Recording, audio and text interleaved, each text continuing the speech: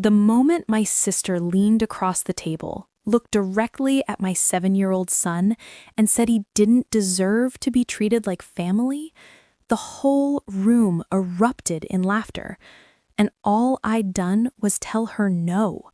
I told her I wasn't buying her a luxury car. But here's the thing about families like mine. They don't hear the word no. They hear the trail. And what happened next? Well, that changed everything. I guess I should introduce myself before this gets any deeper. My name is Adelaide. I'm 34, I live in Los Angeles, and I spend most of my days in a small home studio with headphones glued to my head, trying to turn half-finished melodies into songs that pay the bills. And honestly, if you've ever had that moment where your family made you feel like you owed them your entire existence, hit that like button and subscribe to Anonymous Confessions, because this story, it gets heavy, and I have a feeling some of you know exactly how that feels. I'm a calm person. I've had to be. When you grow up in a house where explosions happen without warning, you learn to keep your own skies clear. My younger sister Lily, she was always the storm. I was the one holding everything down. I was 10 years old when our apartment heater died in the middle of winter, filling every room with that sharp smell of burning dust. My mother sat on the kitchen floor crying over bills she couldn't pay. Lily, who was maybe 6 at the time, screamed loud enough that our neighbor actually knocked on the door to check in on us. Back then, volume got attention. Quiet competence just got you more work. So I became the responsible one without anyone ever asking if I wanted to be. I just was. When my songwriting started bringing in real money, nobody thought to ask Lily for help. It became automatic. My parents broke an air conditioner? I covered it. The grocery runs my mom swore she'd pay me back for? I stopped waiting for the repayment. My dad's insurance premium that he forgot to budget for transferred right from my account. Lily's gas money, Lily's makeup hauls, Lily's pop-up shop, Lily's new coaching certification, Lily's next big idea that would definitely work this time. I didn't complain at first. Helping felt like love. Until one day I realized it didn't feel like love anymore. It felt like an entitlement. Like my stability was this community resource everyone could just withdraw from whenever they needed. And nobody treated it like that more than Lily. She was constantly reinventing herself. One month she was launching a candle business, next month she was a lash extension artist, then she was a life coach with a vision board and a private Instagram account. She'd send me photos of all the equipment she needed for her latest brand, followed by these little reminders that I was the older sister, the one who actually made real money, the one who should want to help. And I let it slide. For years I let it slide. Until the week she decided she needed a $60,000 luxury car to match her new image. She sent me 3 links. All of them made my stomach clench. When I didn't respond right away, the messages started piling up in the family group chat. My mom wrote, "Your sister needs stability right now." My dad added, "Real family shows up for each other." And Lily finished with, "You're literally killing it in LA. Don't make this weird, just say yes." But I didn't say yes, not this time, which is exactly why that dinner happened, why Lily showed up late in her all-white outfit like she was walking a red carpet, why everyone at the table sat waiting to see if I'd play my usual part and make everything easy for them again. And when I didn't, instead of asking me why, they laughed at my son. That was the moment something inside me broke clean in two. And for the first time in my entire life, I understood something clearly. The second you stop playing the role they wrote for you, the whole cast turns on you. The dining room at my parents' house smelled exactly like it did when I was a kid. Overcooked chicken, dust from the old ceiling fans spinning overhead, that weird combination of stale air and cheap candles. Mason sat next to me, swinging his legs under the table, quietly tapping a rhythm on his plate with his fingers. He was always making little beats, even without realizing it. My parents were chatting with Lily like nothing in the world was wrong. Then Lily stirred her iced tea like she was in a commercial and said, "So my car finally died, And I already told my followers I'm upgrading to a G class, the matte one. She glanced at me. You saw the links I sent. I kept cutting Mason's chicken, handed him a napkin, took a slow breath. Lily leaned back in her chair, annoyed by my silence. Just confirm you're covering the down payment. It's not even that much. You make actual money. My mother murmured something about supporting family. My dad did his usual thing where he said, "You're the stable one, Addie." I put my fork down. No. That word landed like glass breaking. Everyone blinked at me like they were waiting for the punchline. Lily snorted. "Come on." I said it again. No. My father actually laughed. She's joking. My mother smiled that tight smile. Of course she'll help. She always does. But I didn't smile back. I didn't soften anything. I'm not buying a car for you. The silence stretched, and then Lily's face changed into something I'd never seen before. She turned toward Mason. He was coloring a dinosaur on the back of his paper playmat, totally unaware. And she said, smooth and cold like she'd been practicing it, "Well, your son doesn't deserve to come to my son's birthday party." Mason's marker stopped moving. His little shoulders pulled in. He looked up at me with this expression like he couldn't understand why an adult would hurt him on purpose. And I felt something pull tight in my chest. Not anger, not yet, just this clean, cold realization. My family wasn't just okay with Lily using me. They were okay with her using my child. My aunt actually snorted. Someone whispered savage, like Lily had delivered a great punchline. My mother covered her mouth with her hand, but I saw the smile underneath. My dad just shook his head but said nothing. Nobody told her it was wrong. Nobody even looked uncomfortable. I looked around that table and saw years of small cuts lining up into one long wound. Every bill I paid, every late-night transfer, every time I apologized for Lily's behavior, every time I told Mason, "They love you, baby," even when their actions said the exact opposite. I took one breath, steady. I said, "Everyone will get what they deserve," quietly. They kept laughing. They didn't hear it for what it was, a wall going up in real time. After dinner, while they ate dessert and Lily announced the color scheme for the birthday party, I helped Mason with his shoes.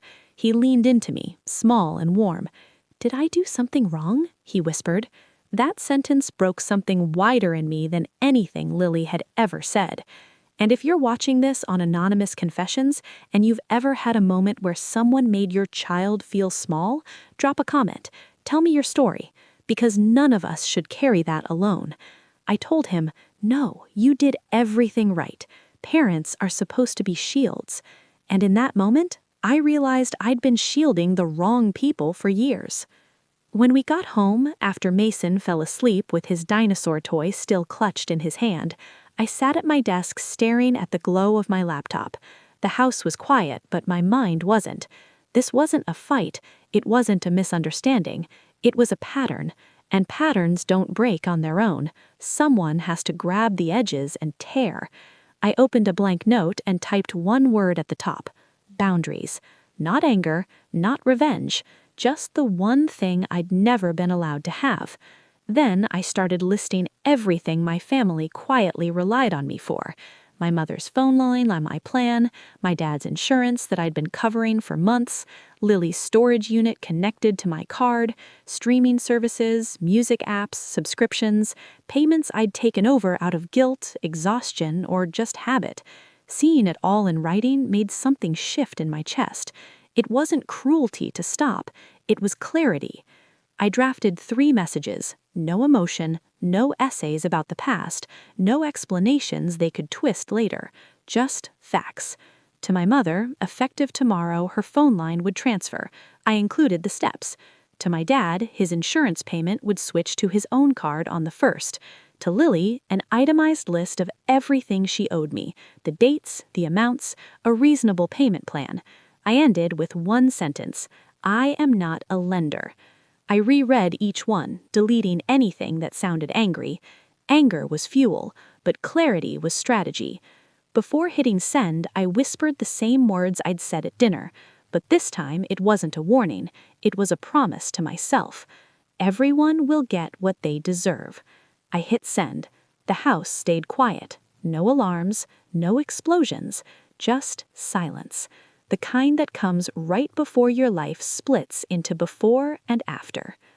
The next morning, the sky over Los Angeles looked washed out, that pale blue that feels too heavy for how heavy your chest is. Mason woke up excited in that way only kids can. He held up the birthday card he'd drawn for his cousin Jaden, a blue scribbled car with crooked wheels and a tiny stick figure waving. "Will he like it?" he asked. "He'll love it," I said, ruffling his hair. I didn't tell him the truth buzzing under my ribs. Today wouldn't go how anyone expected. We drove to my parents' neighborhood, rows of identical houses with trimmed lawns and plastic decorations. Mason kicked his heels against the back of my seat, humming a tune I'd been working on. When we parked, he climbed out holding the card with both hands like it was made of glass. The party was already in full swing. Music from a speaker, kids laughing, a bounce house towering over everything, shimmering under the sun. Blue and silver balloons arched over the driveway, cupcakes with cartoon toppers. It looked perfect. The kind of birthday that ends up all over social media. As soon as we stepped toward the yard, Lily spotted us. She stood near the arch in a white jumpsuit and oversized sunglasses, even though the party was mostly in the shade. Her husband Jordan lingered nearby, holding balloons, looking as checked out as always. Lily crossed her arms. "Oh, you came?" I kept my voice even. "We won't stay long." She looked down at the birthday card in Mason's hands, then back at me, her lips curving into that smug smile. "Did you bring the keys to my car?" Even now, she was committed to the bit. I didn't look away. "No." Her smile dropped. "You're really doing this here?" Before I could answer, my mother appeared behind her like she'd been summoned. "Adelaide," sharp whisper, "don't cause a scene. The children are present." My jaw tightened. "I'm not causing a scene, but yesterday she said my son doesn't deserve to be here." A few nearby parents turned their heads. I hadn't planned on an audience, but maybe it was necessary. My dad stepped forward from the grill, flipping a spatula like he was getting ready to lecture. "Let's be reasonable. Your sister was upset." "Upset doesn't give her the right to attack a child," I said. Lily scoffed. "Oh, please, it was a joke. Don't be so dramatic." Mason's fingers tightened around my hand. I felt him lean into me. The moment sharpened. This wasn't the time to shrink. I knelt down to his level. "Buddy, can you go sit with Grandpa for a minute?" He hesitated but nodded and walked toward my dad, still clutching that card like it was fragile glass. I stood up, and everything in me settled. My voice didn't rise. It didn't need to. "I'm done," I said. Lily laughed once, confused. "Done with what? Being ridiculous?" "All of it," I said. "With paying for everything, with being treated like I don't matter, with you talking about my son like he's leverage." Her sunglasses slid down her nose. "You're punishing us because you won't help your family. I'm setting boundaries because you don't know how to respect family." My mother tried again. "Adelaide, no." I turned to her. "Mom, this is important. You all stood there last night while she humiliated Mason. That's not family. That's cruelty." The yard got quieter. A few nearby adults drifted closer. The kind of quiet that comes before a storm, or a reckoning. I turned back to Lily. "I've covered your bills, your debts, your emergencies, your hobbies, your rebrands, your short-lived businesses. I've covered things you don't even remember because you never asked how they got paid." Her mouth opened, then closed. "As of today, all of it ends." My dad frowned. "What do you mean, ends?" "Your phone line's transferred, your insurance is back on your card, your storage unit is no longer my responsibility, subscriptions canceled." Jordan muttered under his breath. "Damn." I kept going. And Lily, I sent you an itemized list of everything you owe me. You'll pay back what you can on a reasonable plan. I'm not a bank. I'm not a safety net. I'm not your personal investor." She stepped forward. "You can't talk to me like that." "I can, and I am." My mother whispered, "Adelaide, people are staring." "Good," I said. "Maybe someone should witness this, because I'm done being the quiet one." Lily pointed at me, voice rising. "You're ruining Jaden's birthday." "No," I said. "You tried to ruin Mason's childhood." That landed hard. Even Lily blinked. Before anything else could break, Mason tugged at my sleeve. "Can I give him his card now?" "Of course, buddy." He walked over to Jaden, holding the drawing with both hands. Jaden looked at it, then at me, then at Lily, and then he threw his arms around Mason. Kids always know the truth faster than adults. They don't care about power, they care about people. That one hug said more than any speech in that yard. I put my hand on Mason's shoulder. "We're heading out." Lily's voice cracked. "So you're just walking away?" "Yes, I am. And if you want to be part of our lives again, you apologize to Mason, you treat him with respect, and you talk to me like a sister, not a wallet." My dad stepped forward to me like he wanted to intimidate me the way he used to when I was younger, but I wasn't that girl anymore. I stood steady, taller somehow. "Don't make this bigger than it is," he warned. "It already is," I said. "You just didn't see it because I was carrying all of it for you." For the first time, my mother looked genuinely shaken.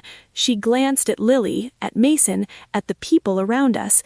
Something like realization flickered behind her eyes. We walked toward the car. The air had that strange silence where even the birds seemed to pause.